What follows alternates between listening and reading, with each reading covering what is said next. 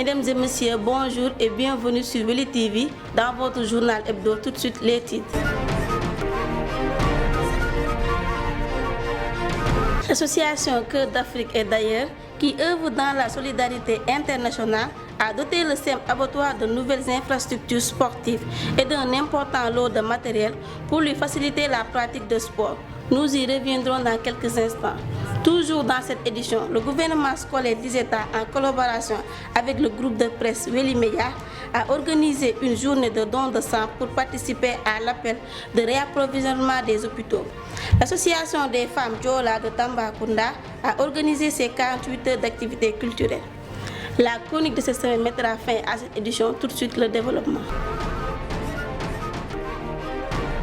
Comme annoncé dans les titres, afin de combler son manque d'infrastructures sportives, l'association internationale Cœur d'Afrique et d'ailleurs a fait bénéficier au collège abattoir un plateau sportif multifonctionnel comportant 2 terrains de basketball, un terrain de handball et du matériel pour faciliter aux apprenants leurs activités physiques sportives. Suivons ce reportage de Junior Ba.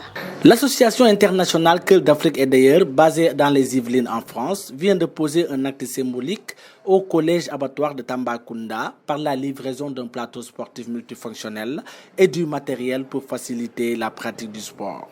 Par cet acte fort qu'elle inscrit dans le compte de ses sentiers de solidarité internationale, elle compte appuyer l'État sur la construction d'infrastructures sportives. Le principal du CM abattoir, satisfait de cette donation, fait état des prochaines retombées bénéfiques que ce plateau rapportera au collège et à la population. Sport et études vont ensemble. Donc naturellement, ça va impacter sur les résultats, ça va améliorer les résultats dans tous les sens. Et c'est fait pour ça et nous attendons des objectifs positifs. Il y a un club nommé peut-être le Fruit Club CM Abattoir ou Club Abattoir Basket Club qui sera mis sur pied très bientôt. Et eux, ils ont assuré qu'ils vont prendre la présidence et c'est nos bailleurs. Nous-mêmes, on fera le suivi en collaboration bien sûr avec l'inspection de sport. Aussi, ils ont donné leur accord. Donc, naturellement, des futurs champions du Sénégal viendront du CEM abattoir. Pour poursuivre, le président de cette association, natif de Tambacounda, nous explique les motivations qui les ont poussés à faire cet acte de bienfaisance. La motivation, il ne fallait pas aller la chercher loin, donc c'est assez simple. Comme la plupart des écoles, aussi ici au Sénégal, l'infrastructure pour la pratique du sport manque. Ça manque parce que l'essentiel est donné aux salles de classe, encore quand il y en a. Donc l'État n'a pas forcément les moyens d'équiper chaque école de ce type d'ouvrage. Donc pour nous, on pense que c'est aussi un créneau où on peut venir en aide à nos compatriotes et aider à la pratique du sport. Néanmoins, l'association Cœur d'Afrique et d'ailleurs compte aussi doter de l'éclairage à ces nouvelles structures. Ça, on va dire, c'est la suite logique de ce qu'on a là. Je suis originaire de Tamba, je sais que pendant la journée, la pratique du sport, c'est quasi difficile, voire impossible, même s'ils le font quand même. Donc c'est soit très tôt le matin ou en soirée. Donc à ce titre, on a mobilisé déjà nos partenaires pour équiper le terrain de lampadaires solaires, de sorte à ce qu'ils puissent éclairer sans souci le terrain, mais pas tellement le terrain, parce qu'on prévoit aussi d'en mettre quelques-uns dans la cour.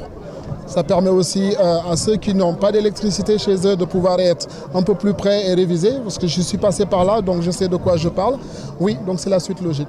Pour rappel, cette inauguration s'est déroulée à l'occasion des activités socio-éducatives du collège, des activités à l'issue desquelles beaucoup d'élèves ont été primés. Nous restons toujours dans l'éducation. Le collège Saosukuta de la commune de Makakolibanta porte un souci particulier sur la réussite et l'excellence.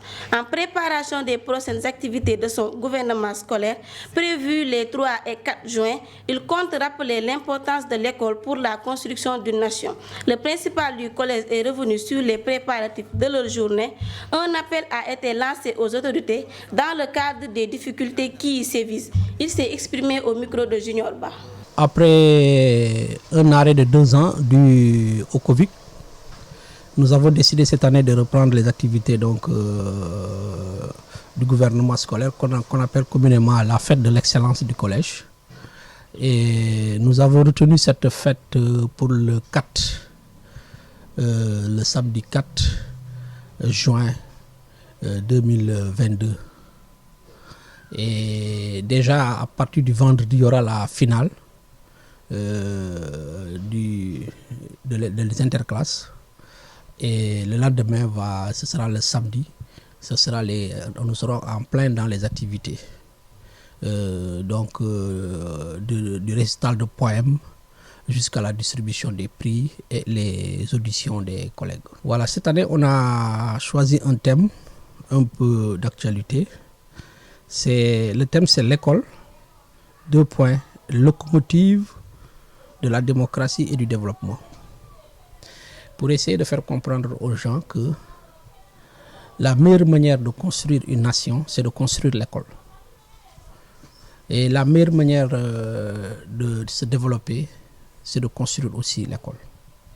Et nous sommes dans une zone très peuplée, où l'école encore est mal connue, parce que simplement, les populations peut-être ne sont pas encore suffisamment sensibilisées, ou bien parce qu'elles ne sentent pas peut-être la présence de l'État, puisque ça fait maintenant 10 ans que le collège est toujours à 100% abri provisoire, peut-être ça aussi. Donc c'est une occasion pour nous encore de revenir sur l'importance de l'école pour la construction d'une nation. Le gouvernement scolaire d'ISETA, Institut supérieur des études technologiques appliquées, en collaboration avec le groupe de presse Weli Media, a organisé une journée de don de sang pour participer à la demande effectuée par l'hôpital régional de Tambacounda. Étudiants, journalistes, techniciens, tous étaient au rendez-vous pour accomplir le devoir moral lié à la solidarité de son prochain. Compte rendu de l'âge Ousmane Tantigora. Donner du sang, c'est sauver des vies. Une assertion qui retrouve encore une fois son heure face aux appels de détresse du Centre national de transfusion sanguine et de réapprovisionnement des hôpitaux. Face à cela, les bonnes volontés n'ont pas attendu d'avoir un autre choix pour manifester. C'est d'ailleurs le cas du gouvernement scolaire de l'Institut supérieur des études technologiques appliquées, ISETA, de Tambacounda, qui a pris l'initiative d'organiser une journée de don de sang. Un geste salvateur qu'il avance pour participer aux demandes effectuées. Interrogé sur cet acte de bienfaisance, le président de cette structure d'étudiants au sein de cet institut expose les motivations qui l'ont poussé à faire don de ce précieux liquide rouge. Ce qui m'a motivé le plus de venir ici et donner du sang, c'est parce qu'aujourd'hui, dans la commune de Tambacounda, les gens n'ont pas la routine et une coutume de faire des dons de sang. Et nous voyons aujourd'hui que les hôpitaux, il y a un manque total de sang, un gros manque de sang même. C'est ça qui m'a poussé à venir donner du sang ici. Et mon équipe et moi, plus Madame Fadiga, la directrice de Weli TV, nous avons eu cette initiative de faire ce don de sang pour venir en aide à nos concitoyens qui sont malades et qui en ont besoin de ce sang. Par ailleurs, il porte une réflexion critique sur ceux qui n'ont pas eu le courage de venir donner de leur sang et les exhorte à accomplir cet acte citoyen pour sauver des vies. En fait, moi je peux dire que ceux qui n'ont pas eu le courage de donner du sang, c'est parce qu'ils n'ont pas la foi en eux, ils ont eu peur de donner du sang, mais ils ne veulent pas aussi venir en aide ceux qui en ont besoin. Parce qu'aujourd'hui, si nous aujourd'hui on donne du sang aujourd'hui, c'est pour venir en aide ceux qui en ont besoin et pour sauver des vies. On dit sauver des vies, c'est pas seulement bénéfique pour eux, mais c'est bénéfique pour nous aussi en retour. Parce qu'on peut dire aujourd'hui qu'on donne du sang, ça sera bénéfique pour les autres. Mais on ne sait pas aujourd'hui ce que Dieu réserve pour nous. Les transfusions sanguines aident à sauver des millions de vies. Elles jouent un rôle vital et essentiel dans le prolongement de la vie des patients souffrant de maladies mortelles et dans leur bien-être. Merci à Elage. Face à l'imbroglio politique qui s'est présenté au Sénégal en prélude des prochaines élections législatives du 31 juillet, le leader politique de Benno Bokk Yakaar, Ndoga Babacar, par ailleurs vice-président du conseil départemental de Tambacounda, Ibra Ndiaye, a fait une déclaration d'analyse pour parler de la situation qui sévit le moment. Les détails avec Awassar. Depuis quelques jours, La scène politique sénégalaise est en ébullition. Les investitures des candidats aux prochaines élections législatives ont occasionné une grande polémique. Les différentes coalitions se chamaillent entre elles et les camps se scrutent sans pitié face à ce vent de désagrément qui s'est soulevé. Pour éclaircir le quotidien, les leaders politiques ont tenu des discours pour apporter des précisions.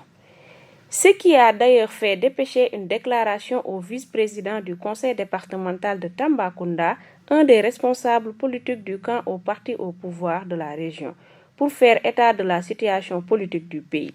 Quand on est leader politique, on aspire quand même à devenir un président de la République, il faut avoir quand même un discours cohérent, mais il faut aussi être responsable. Parce que demain, quand les gens auront quand même à diriger ce pays-là, nous n'avons pas besoin de cette violence. Déjà, c'est un discours séparatiste qui est en train de s'établir à travers ce pays-là. C'est des cassures qu'on ne pourra pas réparer. Nous avons l'obligation, en tant que politique aujourd'hui, d'alerter. Moi, ce que je suis en train de voir aujourd'hui, c'est inquiétant pour ce pays-là. Il faut savoir raison garder.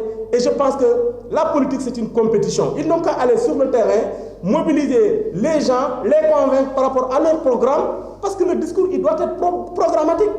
C'est uniquement à partir de là que les gens doivent voter. Mais on ne peut pas menacer les populations, menacer les syndicats, menacer la société civile, menacer les religieux pour arriver au pouvoir. Pour aller plus loin, le vice-président du conseil départemental rappelle à ses partisans l'enjeu que représentent les prochaines élections législatives en statuant ses propos sur les parrainages avant de faire un survol des investitures. Par rapport au parrainage, moi je pense qu'il y a d'abord un texte et l'esprit du texte. L'esprit du texte, c'était quoi? C'était de dire qu'il faut disposer d'un minimum de parrainage. Maintenant, ce que j'ai donné comme exemple, vous ne pouvez pas aller dans un examen, on vous dit que la moyenne pour passer c'est 15. Vous faites un 18, on vous dit que non, vous êtes recalé. Ça, c'est l'esprit de manière générale. Mais tout cela, il y a quand même un texte qui réglemente tout cela. Il y a un arrêté qui est sorti. C'est la raison pour laquelle je dis qu'il n'y a même pas de débat par rapport à ce parrainage-là. Concernant les investitures, comme nous l'avions fait lors des dernières élections locales, très tôt on avait dit à nos militants et responsables qu'on était déjà candidat parce que les populations avaient exprimé ce besoin. Mais j'avais dit quand même toutefois que si le président fait son choix, nous allons nous aligner pour accompagner donc les candidats qui seront choisis au niveau du département et au niveau donc de la commune. Ce que nous avons fait au niveau de la commune de Ndoga, nous sommes sortis donc première au niveau du département. C'est d'ailleurs la seule commune qui a dépassé en fait les 50%. On a eu 63 pour la commune et 65 pour le conseil départemental. Maintenant, nous évoluons donc vers des élections législatives qui est un enjeu actuellement. Parce que déjà l'Assemblée nationale qui définit en fait, qui vote les lois, je pense que le président doit disposer d'une majorité au niveau donc de cette institution pour pouvoir gouverner dans la quiétude. C'est la raison pour laquelle nous lançons un appel à l'endroit de tous les responsables politiques du département de Tamba et même d'ailleurs du Sénégal de manière générale, que nous devons en tout cas nous aligner sur les décisions du président, quel que soit le choix qui sera fait. Compte tenu des violences qui ont été observées, le leader politique de Benno Bokk Yakaar, Ndoga Babacar, fait un appel de paix et de sérénité à prévaloir quelle que soit la tournure que prendra la situation. Comme chaque année, l'association des femmes Diola de Tambacounda a organisé ses 48 heures d'activités culturelles. Une cérémonie qui lui permet de faire connaître sa culture et de marquer sa présence dans la région. La communauté Diola est revenue sur la considération qu'elle porte à l'endroit du président du conseil départemental Mamadou Kassé, par ailleurs parrain de cette édition. Écoutons les propos de son représentant au micro de Junior Ba. Effectivement, comme vous venez de le dire, Mamadou Kassé est le parrain des femmes Diola au niveau de Tambacounda. Et comme vous le savez, chaque année, ces femmes réitèrent leur confiance à Mamadou Kassé. C'est pour cette raison-là que cette année aussi, Mamadou Kassé est le parrain. Mais malheureusement empêché, il a en tout cas envoyé une forte délégation pour venir le représenter à ses activités durant ces 48 heures. Comme vous venez de le dire, vraiment, la cérémonie, l'ambiance qui était là-bas était vraiment extraordinaire, exceptionnelle.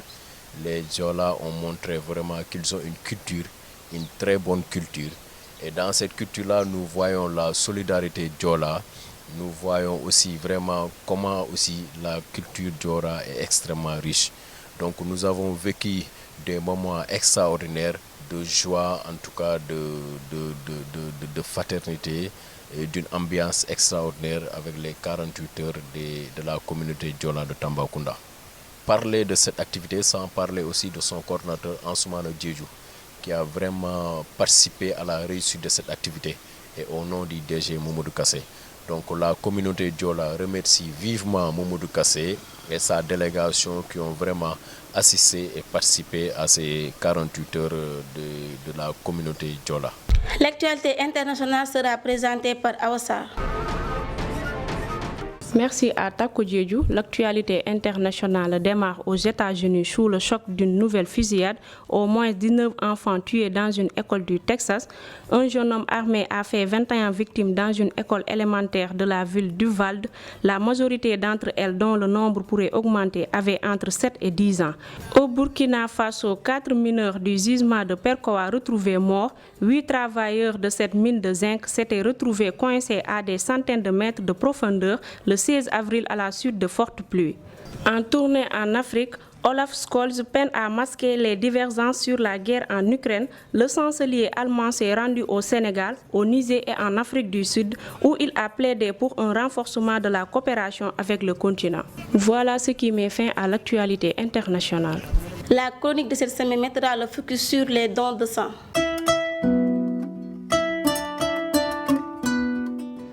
La demande en sang au Sénégal est plus forte que l'offre. À quelques jours de la fête de Korité, les infrastructures sanitaires avaient connu un manque de sang sans précédent. Plus aucune goutte du liquide rouge dans certains hôpitaux. Trouver des donneurs demeurait une équation tellement complexe à résoudre qu'il fallut en payer quelques-uns pour donner de leur sang. Finalement, c'est une pénurie qui a fini par s'installer. Le Centre national de transfusion sanguine, dépassé par cette catastrophe, par annonce d'une rupture de ravitaillement des hôpitaux, fit une alerte générale pour décréter un état d'urgence. C'est pour éviter de tels états que des initiatives et des associations sont nées pour agir concrètement en faveur du don de sang au Sénégal. Il sera question d'installer un dispositif national autour du Centre national de transfusion sanguine et des structures décentralisées pour que le sang soit toujours disponible pour les malades qui en ont besoin. Le projet HOP en est un parfait exemple. Support pour les banques de sang. HOP est une plateforme numérique qui s'adresse à tous les types de structures sanitaires en gérant et en boostant les dons de sang au Sénégal grâce à une plateforme web, à l'envoi de SMS, à des appels vocaux et à l'utilisation de leur application mobile. Elle facilite la communication en amont et encourage un maximum de donneurs à se déplacer dans les points de collecte, notamment lors d'urgence ou en cas de pénurie. Reste aussi une solution simple pour remercier les donneurs et les pousser à revenir. S'inscrivant dans cette même logique, l'Association nationale des donneurs bénévoles du Sénégal, Andobes, soucieuse, travaille à inciter les Sénégalais à offrir leur sang, à réduire, voire éradiquer les décès liés à l'insuffisance de sang et contribuer à la construction de banques de sang ou de postes de transfusion sanguine dans les départements administratifs. Aujourd'hui, partout dans le Sénégal, des initiatives de journées de dons de sang se font vivement sentir. Les sociétés et les entreprises à leur tour se sont impliquées à travers des activités de responsabilité sociétale pour répondre aux demandes effectuées par les hôpitaux. Les bonnes volontés n'ont pas attendu d'avoir le choix pour se manifester. Des primo-donneurs se sont joints à eux pour accomplir cet acte de bienfaisance qu'ils voient désormais comme une obligation. Donner du sang, c'est sauver des vies. Le réapprovisionnement en sang des infrastructures sanitaires passe finalement en priorité pour secourir et participer au bien-être des malades. Mesdames et messieurs, voilà ce qui met fin à cette édition. Merci à l'équipe technique. On se donne rendez-vous à la semaine prochaine.